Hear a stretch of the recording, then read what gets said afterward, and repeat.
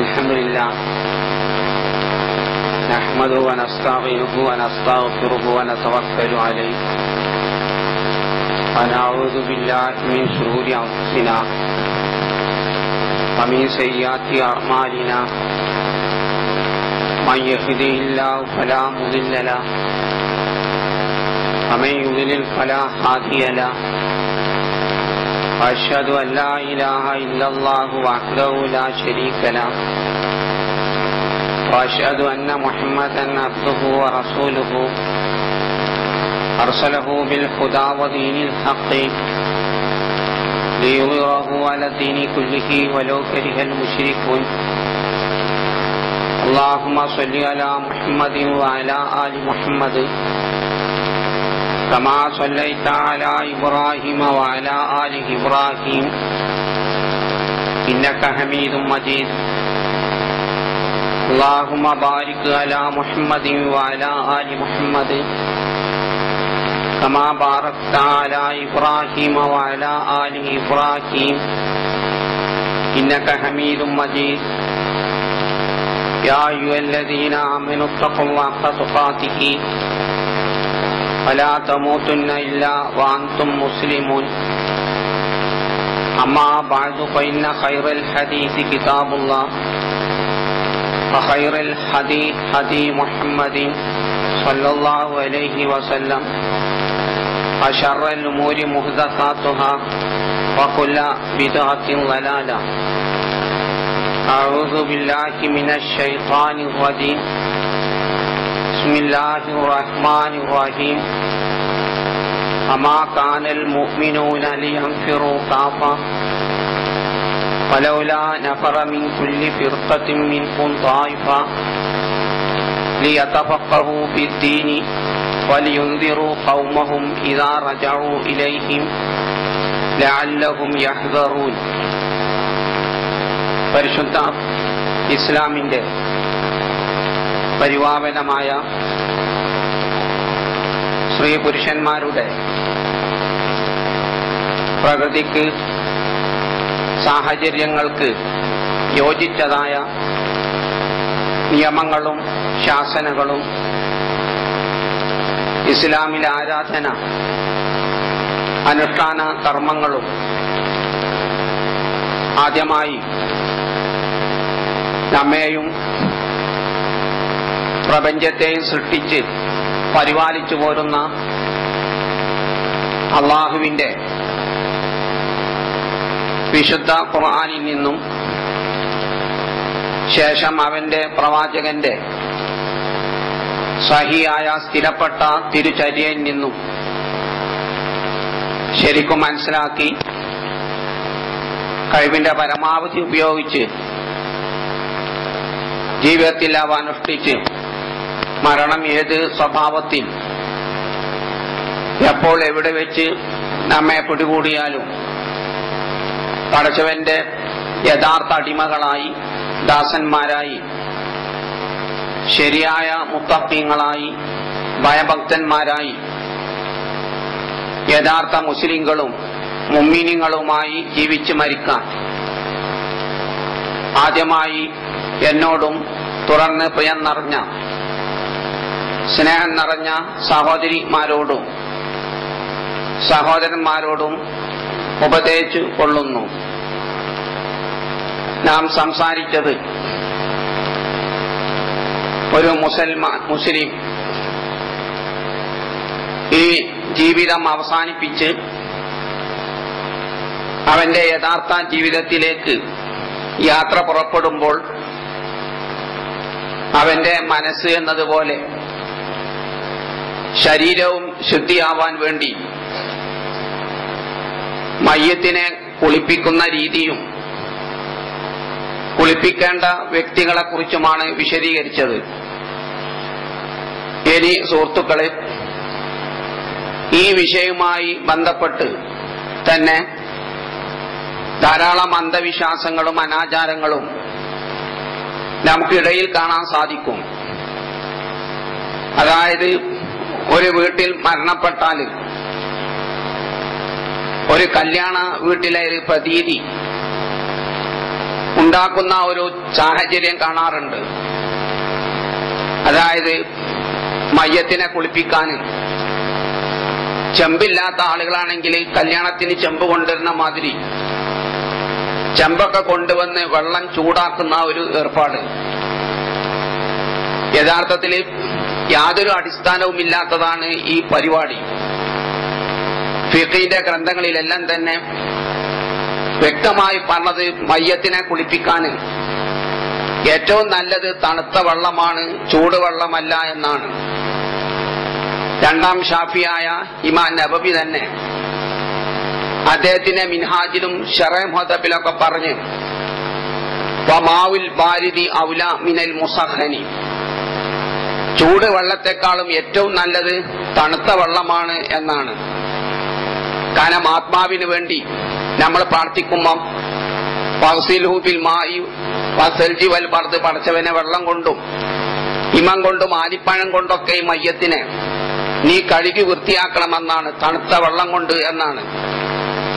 ഭൗതിക ശരീരവും അത് നമ്മൾ ചെയ്യേണ്ടതാണ്. ആ ഭൗതിക ശരീരവും നല്ല തണുത്ത വെള്ളം കൊണ്ട് കഴുകി വൃത്തിയാക്കാനാണ് ഇസ്ലാം പറയുന്നത്. അതുകൊണ്ട് ആ വെള്ളം ചൂടാക്കണ സമ്പ്രദായങ്ങൾ ഉപേക്ഷിക്കാം. ചൂടുവെള്ളവും ആവാന്നേ പണ്ഡിതന്മാർ പറഞ്ഞിട്ടുള്ളൂ. ഏറ്റവും നല്ലത് അത്യുത്തമമായത് തണുത്ത വെള്ളമാണ്. നബിയും സഹാബത്തൊക്കെ തണുത്ത വെള്ളം കൊണ്ട് തന്നെയാണ് മയ്യത്തിനെ കുളിപ്പിച്ചത് എന്ന് ഹദീസിലൊക്കെ വളരെ സ്ഥിരപ്പെട്ട് വന്നതുമാണ്. അതുപോലെ തന്നെ ചില പ്രദേശങ്ങളിൽ പ്രത്യേകിച്ച് ഈ കടൽ വെള്ളത്തിന് വേണ്ടി ഓടുന്നത് കാണാറുണ്ട്. ഇനി അവസാനം ഒരു കുടം കടൽ വെള്ളമെങ്കിലും മയ്യത്തിന്റെ ശരീരത്തിൽ ഒഴുക്കുന്ന സമ്പ്രദായം കാണാറുണ്ട്. കടൽ വെള്ളത്തിനും യാതൊരു പ്രാധാന്യവും ഇസ്ലാം മതം കൽപ്പിച്ചിട്ടില്ല. സഹാബത്ത് കടലിലൊക്കെ യാത്ര ചെയ്യുമ്പോൾ അവിടെ കൂടെ ഉപ്പുരുചിയില്ലാത്ത വെള്ളം വളരെ ചുരുക്കാണ് ഉണ്ടാകുക. അപ്പൊ ആഴ്ചകളോളം കപ്പലിൽ അവർക്ക് പലതിലും കച്ചവടത്തിനൊക്കെ യാത്ര ചെയ്യേണ്ടി വരും.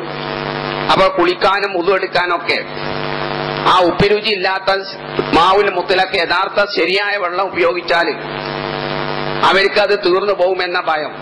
അപ്പൊ നബിനോട് ചോദിച്ച് ഈ കടലിലെ വെള്ളം ഉപ്പുരുചിയുള്ളത് ആയതുകൊണ്ട് നബി അത് ഉതുവെടുക്കാനും കുളിക്കാനൊക്കെ ഉപയോഗിക്കാൻ പറ്റുമെന്ന് ചോദിച്ചു.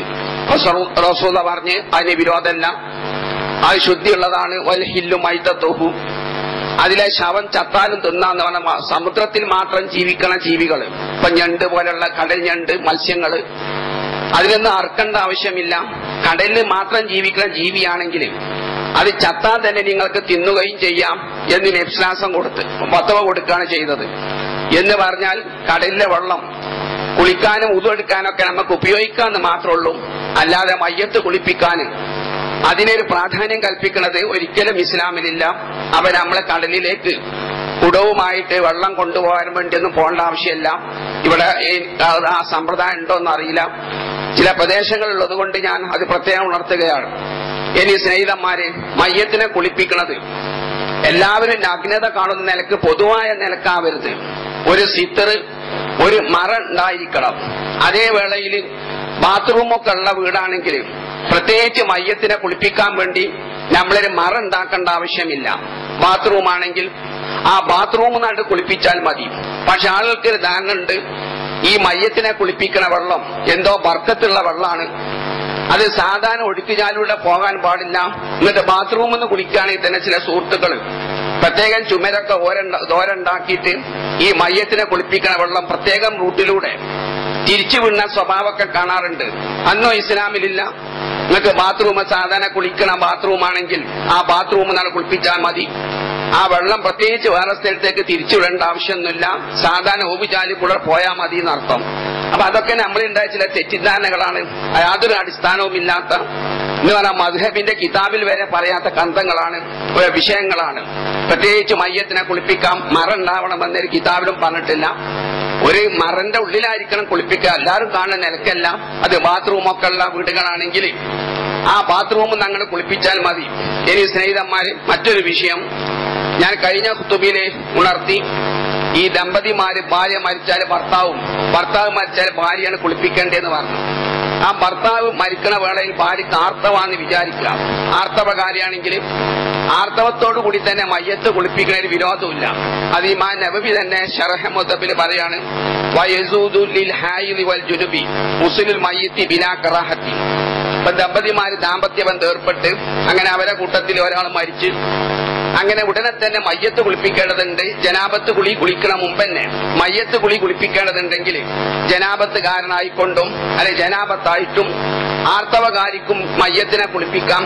അത് ഹറാമ് നിഷിദ്ധം പോയിട്ട് ബിലാ കറാഹത്തിന്, അത് ഇസ്ലാമിൽ വെറുക്കപ്പെട്ട സംഗതി വരെ അല്ല, അല്ലെങ്കിൽ കറാഹത്ത് വരെ ഇല്ല എന്ന് ഇമാം നബവി റഹ്മത്തുള്ളാഹി ശർഹ് മുദബ്ബിൽ പ്രത്യേകിച്ച് ഷാഫി മദ്ഹബിലെ തന്നെ വലിയ കിതാബായ ശർഹ് മുദബ്ബിൽ പറയുന്നുണ്ട്. അപ്പൊ ആർത്തവ സമയത്താണ് ഭർത്താവ് മരിച്ചതെങ്കിലും ആ ആർത്തവത്തോടു കൂടി തന്നെ അവൾക്ക് മയ്യത്തിനെ കുളിപ്പിക്കാം, യാതൊരു വിരോധവും ഇല്ല എന്ന് പണ്ഡിതന്മാരെല്ലാം തന്നെ വ്യക്തമാക്കിയതാണ്. അപ്പൊ അതൊരു തടസ്സമായി നമ്മൾ കാണേണ്ടതില്ല. ഇനി സ്നേഹിതന്മാർ, മറ്റൊരു അന്ധവിശ്വാസം, ഈ മയ്യത്തിനെ കുളിപ്പിച്ചാൽ ആ കുളിപ്പിച്ച കാരണത്താൽ മയ്യത്ത് കുളിപ്പിച്ചവന് കുളിക്കല് നിർബന്ധവുമില്ല, പ്രത്യേകിച്ച് സുന്നത്തുമില്ല. കാരണം അത് അഹ്ലു സുന്നത്തി വൽ ജമാഅത്തിന്റെ നേതാവായ അഹ്മദ് ബിൻ ഹംബലും അതുപോലെ തന്നെ ഇബ്നു മുൻദിർ പോലെയുള്ള എല്ലാ പണ്ഡിതന്മാരും വ്യക്തമായി പറഞ്ഞതാണ്, ഫലം യസിഹ ഫി ഹാദിൽ ബാബി ഷൈഉൻ. അഹ്മദ് ബിൻ ഹംബൽ പറയാണ്, മയ്യത്തിനെ കുളിപ്പിച്ചവൻ അതേ കാരണത്താൽ പോയിട്ട് കുളിക്കണം എന്നതിന് ഒരൊറ്റ ഹദീസും ഈ അധ്യായത്തിൽ സ്ഥിരപ്പെട്ട് വന്നിട്ടില്ല എന്നുള്ളത് അവരെല്ലാം തന്നെ വ്യക്തമായി പറയാണ്. ചില ഹദീസുകളുണ്ട്, എല്ലാം വാറോലയാണ്, സ്ഥിരപ്പെട്ട് വന്നിട്ടില്ല എന്ന് മാത്രമല്ല, നബിന്റെ പ്രഗൽഭ 12 സഹാബത്ത് എന്ന് പറഞ്ഞ ആയിഷ ബീബി അടക്കം നബിന്റെ മുഴുവൻ ഭാര്യമാരും അതുപോലെ തന്നെ ഇബ്നു അബ്ബാസ് എന്ന പ്രഗൽഭ സഹാബിയും അബ്ദുല്ലാഹി ബിൻ മസ്ഊദ് എന്ന സഹാബിയും, ഇങ്ങനെ 12 പ്രഗൽഭ സഹാബത്തുനിന്ന് ഈ മയ്യത്തിനെ കുളിപ്പിച്ചെന്ന കാരണത്താൽ പോയി കുളിക്കുന്നതിനെ ശക്തമായി വിരോധിച്ചത് ഹദീസിൽ സ്ഥിരപ്പെട്ട് വരികയും ചെയ്തിട്ടുണ്ട്. ആയിഷ ബീബിയോട് ചിലർ ചോദിച്ച്, മയ്യത്തിനെ കുളിപ്പിച്ചത് കാരണത്താൽ ഞങ്ങൾ കുളിക്കണമെന്ന് ചോദിച്ച്, അതിൽ ആയിഷ ബീബി ചേറാണ്, കോപ്പിക്കാണ്. അവര് പറഞ്ഞ്, നിങ്ങൾ മയ്യത്തിനെ കുളിപ്പിച്ചിട്ട് പോയി കുളിച്ചിട്ട് മുസൽമാനെ ഒരിക്കലും നിങ്ങൾ നജസാക്കരുത്, അശുദ്ധിയാക്കരുത്. കാരണം മുസൽമാന് ജീവിക്കുമ്പോഴും മരിച്ചാലും തുദ്ധിയുള്ളവനാണ്, ഒരിക്കലും നജസല്ല എന്ന് പറയാം.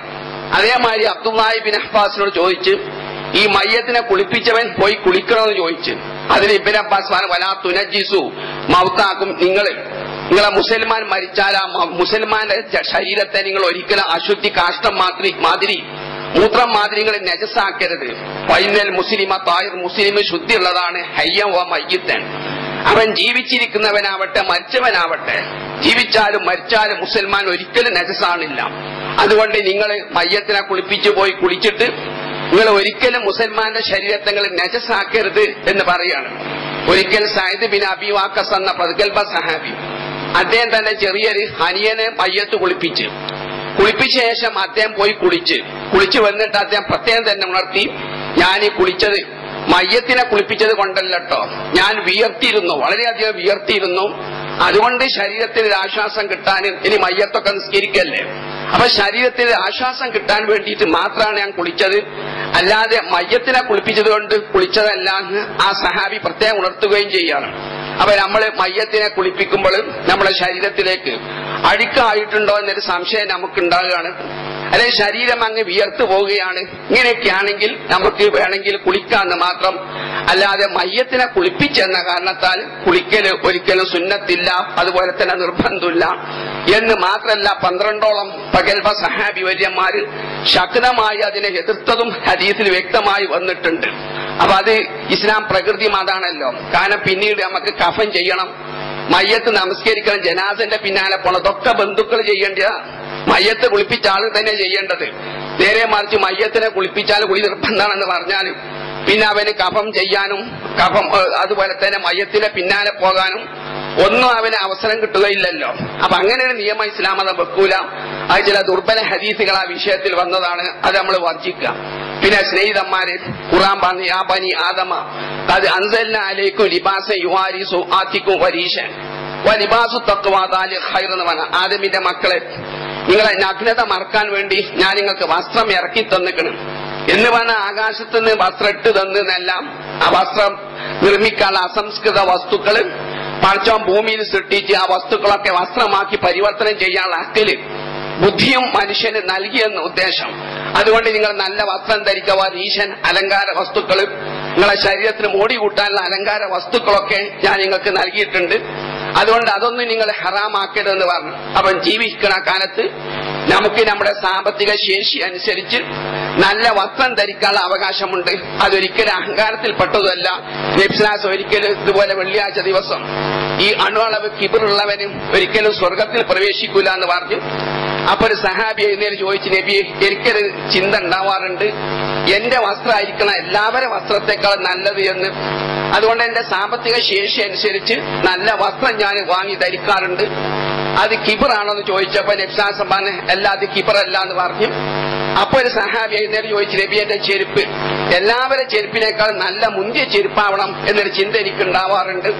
അപ്പൊ എന്റെ സാമ്പത്തിക ശേഷി അനുസരിച്ച് നല്ല ചെരുപ്പ് ഞാൻ വാങ്ങി ധരിക്കാറുണ്ട്. അതൊക്കെ അഹങ്കാരാണോ കിബറാണോ ചോദിച്ചപ്പം അതൊന്നും കിബറല്ല. ഇന്നല്ലാഹ ജമീലു യുഹിബ്ബുൽ ജമാല. പടച്ചോൻ സുന്ദരനാണ്, സൗന്ദര്യമുള്ളവനാണ്, സൗന്ദര്യത്തെ അവൻ ഇഷ്ടപ്പെടുന്നു. കിബർ എന്ന് പറഞ്ഞാൽ ബത്റുൽ ഹഖി, സത്യം എത്ര വിവരിച്ചു കൊടുത്താലും അതിന് നേരെ മുഖം ചുളിക്കൽ, നിഷേധിക്കലാണ്.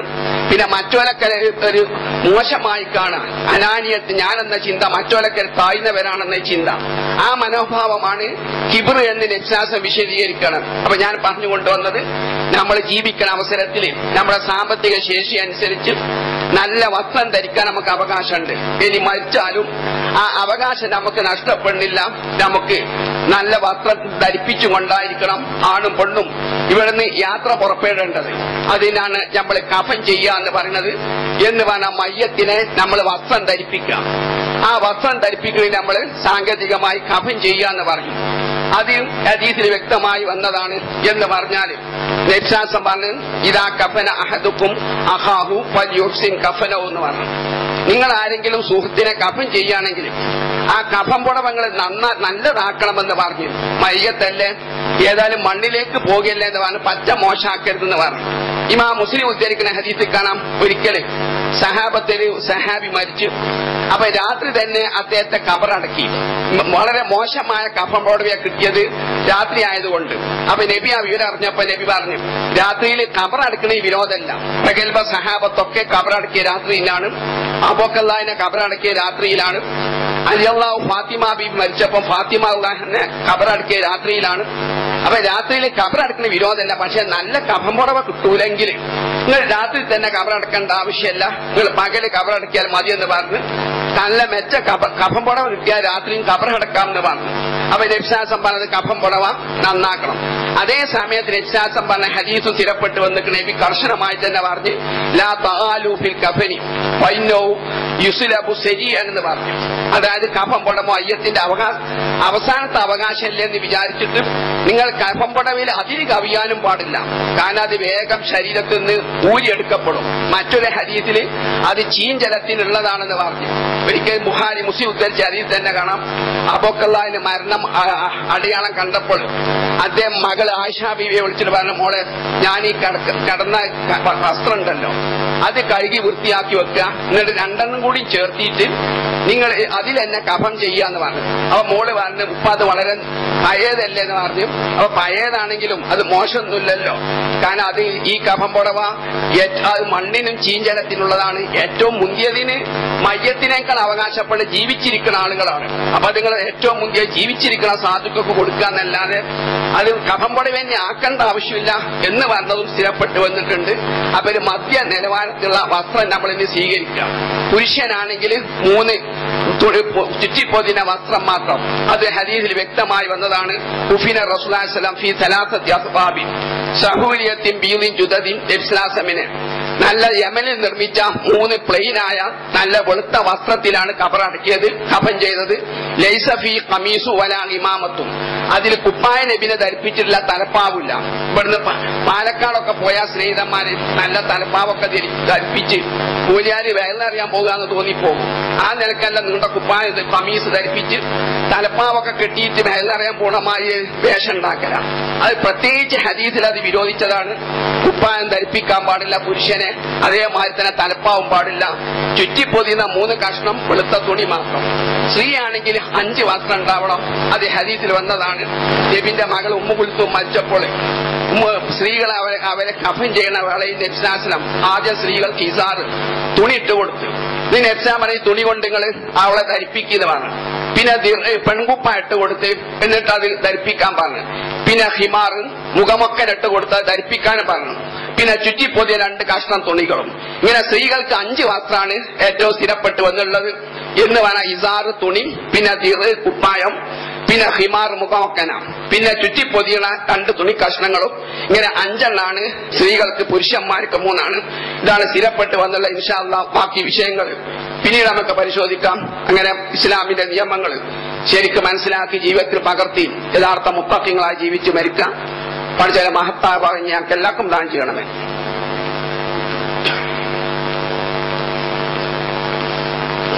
അൽഹംദുലില്ലാഹ് സല്ലല്ലാഹു അലാ നബിയിനാ മുഹമ്മദിൻ വഅലാ ആലിഹി വസഹ്ബിഹി വസല്ലമ തസ്ലീമൻ ദായിമൻ ഇലാ യൗമിദ്ദീൻ.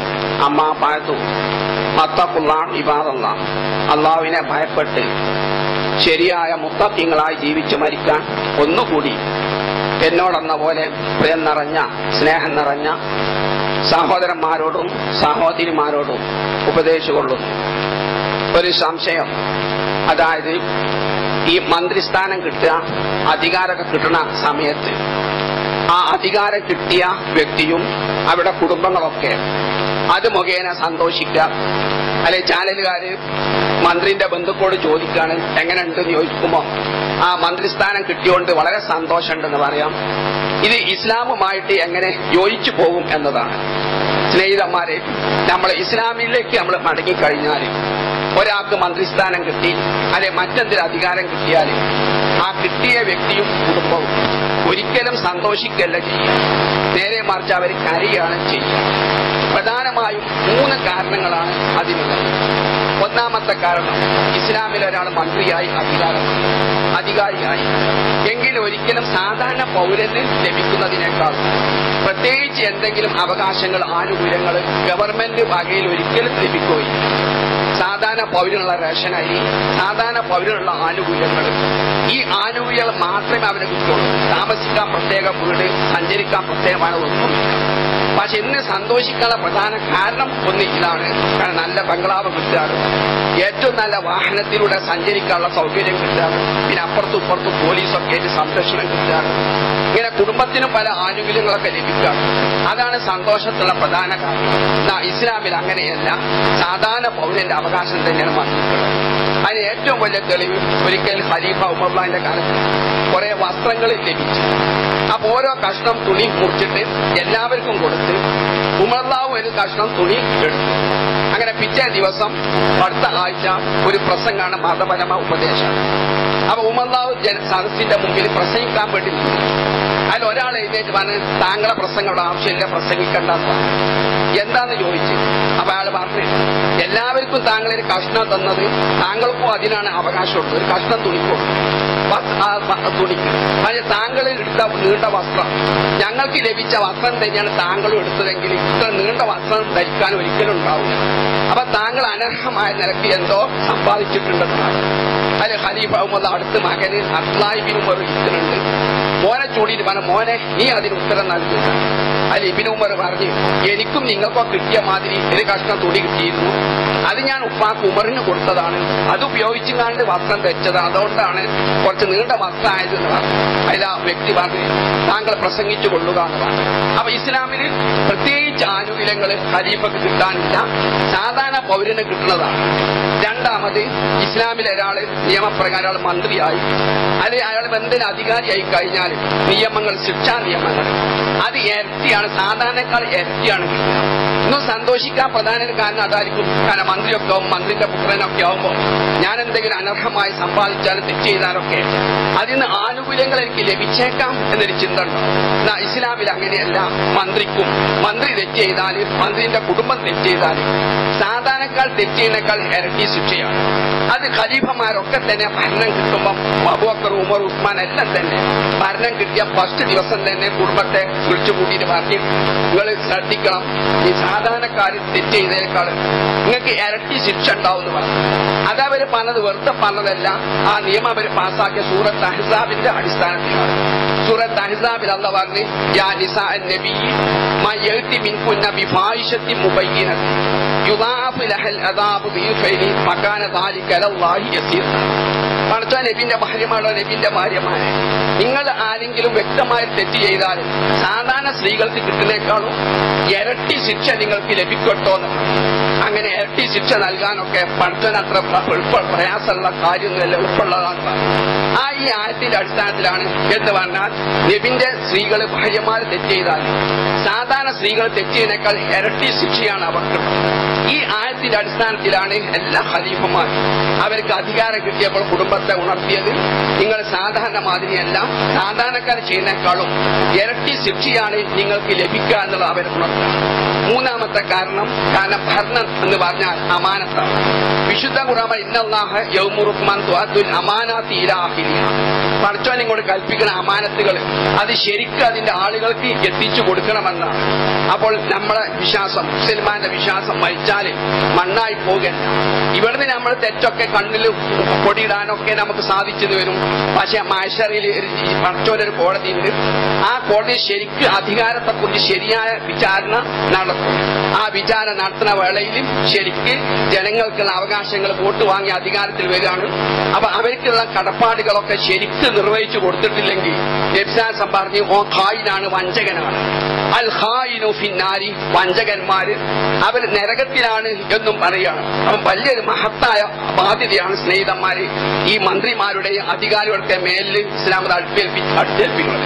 അപ്പൊ ഇസ്ലാം എന്താന്ന് മനസ്സിലാക്കിയാൽ ഒരാൾ മന്ത്രിയാകുകയാണ്, ഭാര്യനോട് ചോദിച്ചാണ്, കുട്ടിയോട് ചോദിക്കുകയാണ്, ചാനലുകാർ എങ്ങനെയുണ്ട് ചോദിച്ചാൽ അവരിപ്പം ഭയങ്കര ഭയമാണ്, ഞങ്ങൾക്ക് സ്വസ്ഥത മാറി, ഉറക്കിപ്പോ ഞങ്ങൾക്ക് മാറി, ഭർത്താവിനെ പിതാവിനെ പടച്ചോൻ വിധാനം ചെയ്യാണ് എന്നാണ് പറയേണ്ടത്. അല്ലാതെ വളരെ സന്തോഷിക്കണേ എന്നല്ല ഇസ്ലാമത്തിന്റെ നിയമപ്രകാരം പറയേണ്ടത്. ഇത് വലിയൊരു അമാനത്തായിട്ട് കാണാണ്. പിന്നെ സ്നേഹിതന്മാരെ ഞാൻ ഓതി കേൾപ്പിച്ചത് സൂറത്ത് തൗബയിലെ ഒരു ആയത്താണ്. പടച്ചോൻ വലിയൊരു തത്വം പറയാണ്, മാ കാനൽ മുഅ്മിനൂന ലിയൻഫിറൂ കാഫ. സത്യവിശ്വാസികൾ എല്ലാവരും യുദ്ധം പരിശീലിച്ച് യുദ്ധത്തിന് വേണ്ടി പോകണമെന്ന് പറയുന്നില്ല. എല്ലാവരും യുദ്ധത്തിന് വേണ്ടി പുറപ്പെടാൻ പറയുന്നില്ല എന്ന് പറഞ്ഞിട്ട് അല്ലാഹു പറയാണ്, വലൗലാ നഫറ മിൻ കുല്ലി ഫിർഖത്തിൻ മിൻഹും തായിഫ ലിയതഫഖഹു ഫിദ്ദീനി. ഓരോ പ്രദേശത്തുനിന്നും അല്ലെ ഓരോ സ്ഥലത്തു നിന്നും കുറച്ച് കുട്ടികൾ മതം പഠിക്കാൻ വേണ്ടി പുറപ്പെടണം. മതം പഠിക്കാൻ വേണ്ടി. എന്നിട്ടോ വലിയുന്തിറു ഖൗമഹും ഇദാ റജഉ ഇലൈഹിം. എന്നിട്ട് അറബി കോളേജിലും അല്ലെങ്കിൽ മറ്റു സ്ഥാപനങ്ങളിലൊക്കെ പോയി മതം പഠിച്ചു വന്ന കുട്ടികൾ അവര് നാട്ടിലേക്ക് തിരിച്ചു വന്നിട്ട് അവര് ജനങ്ങളെ താക്കി നൽകണം തിന്മകളെ കുറിച്ച്. അങ്ങനെ ലഅല്ലഹും യഹ്ദറുൻ, ജനങ്ങൾ തിന്മനെ തൊട്ട് ജാഗ്രത പുലർത്താൻ വേണ്ടി ഇങ്ങനെ കുറെ ആളുകൾ ദീൻ പഠിക്കാൻ പോകണമെന്ന് പറഞ്ഞു. സ്നേഹിതന്മാരെ കുട്ടികളൊക്കെ പാസ്സായി, പ്ലസ് ടുവിന്റെ റിസൾട്ട് വന്ന്, SSLCന്റെ റിസൾട്ട് വന്ന്. അപ്പൊ കുട്ടികളെ നമ്മൾ പല സ്ഥലത്തേക്ക് ഇതാക്കുകയാണ്. അപ്പൊ നമ്മൾ എല്ലാവരും അറബി കോളേജിൽ പോകണമെന്ന് പറയില്ല. തലശ്ശേരിയുള്ള കുട്ടികളെ നിങ്ങൾ എല്ലാവരും ഇന്റെ കുട്ടി മെഡിസിൻ തന്നെയാ അവിടെ നിന്ന് വിചാരിച്ചിട്ട് അതിനെന്നെ ഞങ്ങൾ വിടണമെന്നില്ല. അല്ലെ എല്ലാവരും എഞ്ചിനീയറിംഗിന് വിടണമെന്ന് ആവശ്യമില്ല. എല്ലാ വകുപ്പും ഒന്നും മോശമല്ല. ഇസ്ലാമിലെ ആശാരിപ്പണി എത്ര നല്ല പണിയാണ് സ്നേഹിതന്മാര്. സക്കരിയ നബിന്റെ പണിയല്ല ആശാരിപ്പണി, ഇരുമ്പ് പണി. അത് ഏറ്റവും നല്ല പണിയാണ്. ദാവൂദ് നബി ഇസ്ലാം ഇരുമ്പ് കൊല്ലനായിരുന്നു, വരുവാനായിരുന്നു. അങ്ങനെ ഏത് തൊഴിലും, കക്കല് മോഷ്ടിക്കാത്ത ഏത് തൊഴിലും നല്ല തൊഴിലാണ്. പലതിനും തൊഴിലാണ്. ഇപ്പൊ പഠിക്കാനൊക്കെ മണ്ണാപ്പണി, കമ്പി വളർത്താക്കാം, അങ്ങനെയൊക്കെ ഇതിനൊക്കെ ധാരാളം കൂലിക്കാർ ആവശ്യമാണ്. പക്ഷെ കൂലിക്കാരെ കിട്ടാൻ പ്രയാസം, നല്ല കൂലിയാണെന്ന് അർത്ഥം. അപ്പൊ ഈ വകുപ്പൊക്കെ നമ്മൾ കുട്ടികളെ വിടുക. അതോടൊപ്പം തന്നെ സ്നേഹിതന്മാരെ തലശ്ശേരിയിൽ നിന്നും കുറച്ച് കുട്ടികളെങ്കിലും എന്ത് ചെയ്യണം, ദീൻ പഠിച്ചാൻ വേണ്ടി അറബി കോളേജിലൊക്കെ വിടണം. കാരണം എല്ലാ ഇൽമിനും ഇസ്ലാമത ശ്രേഷ്ഠത നൽകുന്നുണ്ടെങ്കിലും ശരിയായ ഏറ്റവും അധികം ശ്രേഷ്ഠത നൽകുന്നത് മതപരമായ ധാർമ്മികമായ അറിവിനാണ്. കാരണം അതാണ് മനുഷ്യനാക്കുന്നത്. അതുകൊണ്ട് അതുകൊണ്ട് ആ വിഷയത്തിൽ നമ്മൾ പ്രത്യേകം ശ്രദ്ധിക്കണം. എനിക്കറിയാം കോഴിക്കോട് ഏരിയ, ആ കോഴിക്കോടിലെ പിരിവ് കൊണ്ടാണ് എന്റെ നാട്ടിൽ മലപ്പുറത്ത് ധാരാളം അറബി കോളേജ് ഉണ്ട്. ആ അറബി കോളേജ് ഒക്കെ നടത്തുന്നത് കോഴിക്കോട്ടുകാരെ ധനധർമ്മം കൊണ്ടാണ്. അതേ സമയത്ത് കോഴിക്കോടിനെ അറബി കോളേജ് ഒരു സ്ഥാപിച്ചിട്ടില്ല. എന്താണെന്നറിയില്ല. അന്നത്തെ എല്ലാ അറബി കോളേജും പിരിവ് കൊടുത്ത് ഉണ്ടാക്കുന്നത് അവരെ കൊണ്ടാണ്. അതേമാതിരി തന്നെയാണ് നമ്മൾ ശ്രദ്ധിക്കേണ്ട വിഷയമാണ്. ഇന്ന് അറബി കോളേജിലേക്ക് കുട്ടികളെ കിട്ടാൻ വളരെ ചുരുക്കാണ്. സ്നേഹിതന്മാരെ വളരെ പ്രയാസമാണ്. കാരണം അത് നമ്മൾ അങ്ങോട്ട് അവഗണിച്ചേക്കാണ്. അപ്പൊ തലശ്ശേരിന്ന് കുട്ടികളെ വിടാൻ, അറബി കോളേജിൽ കുട്ടികളെ വിടാൻ ഇവിടെ മൂല്യന്മാരില്ല. മൗലവിന്റെ കുട്ടി തന്നെയായിരിക്കണം അറബി കോളേജിലേക്ക് പോണത് എന്ന് വാശി നമ്മൾ പിടിക്കുകയും ചെയ്യരുത്. മൗലവിന്റെ കുട്ടികൾ മാത്രമല്ല ഖുർആൻ പറഞ്ഞത്, എല്ലാ പ്രദേശത്തുനിന്നും കുറച്ച് കുട്ടികൾ ദീൻ പഠിക്കാൻ വേണ്ടി പുറപ്പെടണം എന്നുള്ള പറയണം. അപ്പൊ ആ വിഷയത്തിലും നമ്മൾ ശ്രദ്ധിക്കാം. പള്ളി നടന്നു പോകണമെങ്കിലും മറ്റുള്ളതൊക്കെ നടന്നു പോകണമെങ്കിലൊക്കെ ഈ വിദ്യാഭ്യാസ മതവിദ്യാഭ്യാസ അറബി കോളേജുകൾ വളർന്നു വന്നാലേ എല്ലാം നടന്നു പോകുള്ളൂ. അപ്പൊ ആ വിഷയം നമ്മൾ കുട്ടികളെ പല വകുപ്പ് നമ്മൾ വിടുക. അതേ അവസരത്തിൽ മതസ്ഥാപനങ്ങളിലേക്കും അതിനെ അവഗണിക്കാതെ കുറച്ച് കുട്ടികളെങ്കിലും ദീൻ പഠിക്കാൻ വേണ്ടി നമ്മൾ വിടണം. ഖുർആന്റെ നിർദ്ദേശം അതാണ്. അള്ളാഹ് പ്രത്യേകം ഉണർത്തിയതാണ്. അങ്ങനെ ഓരോ രംഗത്തും വിശുദ്ധ ഖുർആന്റെ നിർദ്ദേശങ്ങൾ മനസ്സിലാക്കി ജീവിതത്തിൽ പകരം യഥാർത്ഥ മുത്തഖീങ്ങളായി ജീവിക്കാൻ മഹത്തായ ഭാഗ്യം പഠിച്ചത് ഞങ്ങൾക്ക് പ്രദാനം ചെയ്യണമേ. പഠിച്ച ഞങ്ങൾക്ക് ഭൗതികവും പാരത്രികവുമായ ധാരാളം ജോലികൾ കടപ്പാടുകൾ ചെയ്തു തീർക്കേണ്ടതാണ്. ശാരീരികവും സാമ്പത്തികവും മാനസികമായ ഇപ്പത്തെ ഐശ്വര്യനെ പ്രദാനം ചെയ്യണമേ. പഠിച്ചവനെ ഞങ്ങൾ രോഗമായി ആസ്പത്രികളിലും വീടുകളിലും സുഖമില്ലാതെ കിടക്കുന്ന ഉമ്മമാർക്കും ഉപ്പമാർക്കും ബന്ധുക്കൾക്കും ആദർശ ബന്ധുക്കൾക്കും സർവ്വ സഹോദരീ സഹോദരന്മാർക്കും എന്റെ മഹത്തായ ശിവകാരണം രോഗശമനം കാരണം അവർക്ക് രോഗശമനം നൽകണമേ.